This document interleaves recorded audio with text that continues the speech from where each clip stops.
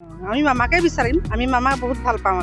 আমাৰ চৰকাৰে ভালে আছে, আমাৰ হিমন্ত মামাই ভাল আছে। হিমন্ত বিশ্ব শৰ্মা ডাঙৰীয়া আকৌ মুখ্যমন্ত্ৰী যদি হয় তেতিয়াহে অসমৰ উন্নতি সাধন হ'ব, এই কথাটো আমি দৃঢ় বিশ্বাস কৰোঁ। ষ্টাৰ চিমেণ্ট প্ৰেজেন্স জনতাই কি কয় শীৰ্ষক অনুষ্ঠানলৈ আজি উপস্থিত হৈছোঁ গোলাঘাটৰ দেৰগাঁও যি সমষ্টি, সেই দেৰগাঁও সমষ্টিৰ অন্তৰ্গত দক্ষিণেঙেৰা অঞ্চলত। আৰু দক্ষিণেঙেৰা অঞ্চলৰ বিভিন্ন প্ৰান্তৰ লোকসকলৰ আমি মতামতসমূহ গ্ৰহণ কৰিবৰ বাবে আমি উপস্থিত হৈছোঁহি। আৰু এই দক্ষিণেঙেৰাবাসী অঞ্চলৰ লোকসকলে পৰৱৰ্তী মুখ্যমন্ত্ৰী হিচাপে কাক বিচাৰে, পৰৱৰ্তী এই যি বিধানসভা নিৰ্বাচন, এই বিধানসভা নিৰ্বাচনত দেৰগাঁও সমষ্টিটোত কেনেকুৱা ধৰণৰ প্ৰাৰ্থী বিচাৰে বা বৰ্তমান চৰকাৰখনক লৈ কেনেকুৱা তেওঁলোকে আস্থা ৰাখিছে বা পৰৱৰ্তী মুখ্যমন্ত্ৰী হিচাপে কাক বিচাৰে, এই সকলোখিনি কথা পাতিবৰ বাবে আজি আমি উপস্থিত হৈছোঁ গোলাঘাটৰ এই দেৰগাঁও সমষ্টিৰ অন্তৰ্গত দক্ষিণেঙেৰা চাহ বাগিচাত। আমি জনতাৰ মতামত গ্ৰহণ কৰিবলৈ চেষ্টা কৰিছোঁ। আমি মামাকে বিচাৰিম। আমি মামাক বহুত ভাল পাওঁ।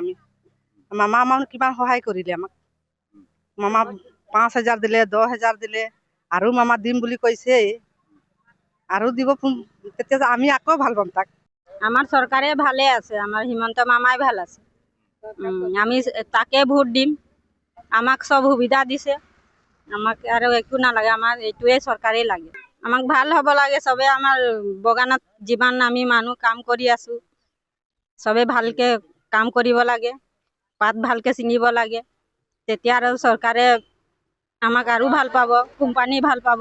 জনতাই আচলতে অসমত সম্পূৰ্ণভাৱে আমাৰ মিত্ৰজোঁট NDA চৰকাৰকো বিচাৰে, আৰু মুখ্যমন্ত্ৰী হিচাপে আমি হিমন্ত বিশ্ব শৰ্মাক বিচাৰোঁ। যিহেতু আমাক অসমখন আগুৱাই লৈ যাব লাগিব। অসমত যিমান কাম হ'ল তাতোতকৈ কৰিবলগীয়া কাম বহুত বাকী আছে, আৰু হিমন্ত বিশ্ব শৰ্মা ডাঙৰীয়া আকৌ মুখ্যমন্ত্ৰী যদি হয় তেতিয়াহে অসমৰ উন্নতি সাধন হ'ব, এই কথাটো আমি দৃঢ় বিশ্বাস কৰোঁ। আৰু আমাৰ সমষ্টিবিলাকৰ কথা হ'ল যে আমাৰ এই গোলাঘাট জিলাত আমাৰ AGP হিচাপে আমাৰ অতুল বৰা আছে, বোকাঘাটত সৰুপথাৰত আমাৰ বিশ্বজিৎ ফুকন আছে, গোলাঘাটত অজন্তা নেওগ আছে, আৰু দেৰগাঁৱত সেই হিচাপে আমাক এনেকুৱা এজন মানুহ লাগে যিজন মানুহৰ দ্বাৰা দেৰগাঁৱতো যাতে আমি উন্নতি পথত আমি লৈ যাব পাৰিম।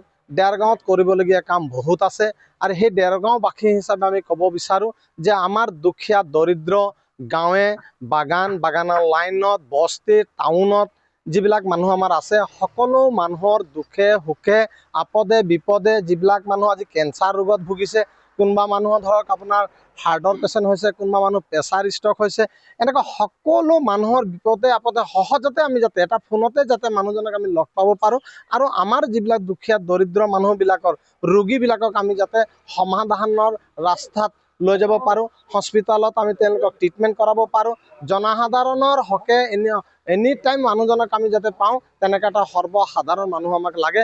এনেকুৱা এটা প্ৰাৰ্থী যাতে আমাক দেৰগাঁৱত নিদিয়ক, যিটো প্ৰাৰ্থীয়ে মানে ৰাইজক কাষত নাৰাখি, ওচৰত নাথাকি ধীট স্বভাৱৰ মানুহক যাতে নিদিয়ে, আৰু একেবাৰে পিয়ৰ নতুন এজন মুখ আমি দেখিব পাম। এই কথা বতৰাবিলাক লৈ পেলাই আমি জনতাই আমাৰ মাজতো আলোচনা বিলোচনা কিছুমান নহয় যে একেবাৰে নতুন মুখ এটা আৰু সৰ্বসাধাৰণ। আৰু আপোনালোকে সকলোৱে জানে যে দেৰগাঁওবাসীও জানে যে দেৰগাঁওবাসী হৈ পেলাই আজি ৰাইজৰ কাষত কোনজন নেতা আমাৰ আছে, বিশেষকৈ সেইজন নেতাকহে আচলতে চৰকাৰে বা দলে টিকেট দিলে আমি ভাল পাওঁ। আৰু সেইটো মোৰ আজি জনমতত আপোনালোকক মই প্ৰকাশ কৰিলোঁ। একদম সহজ সৰল মানুহ এজন দিলে ভাল পাম। মুখ্যমন্ত্ৰী হিচাপেতো আমাৰ হিমন্ত বিশ্ব শৰ্মাকে বিচাৰোঁ আমি, আৰু বহুতখিনি বস্তু আমাক আগবঢ়াই নিছে, আৰু বহুতখিনি বস্তু আমি পাইও আছোঁ।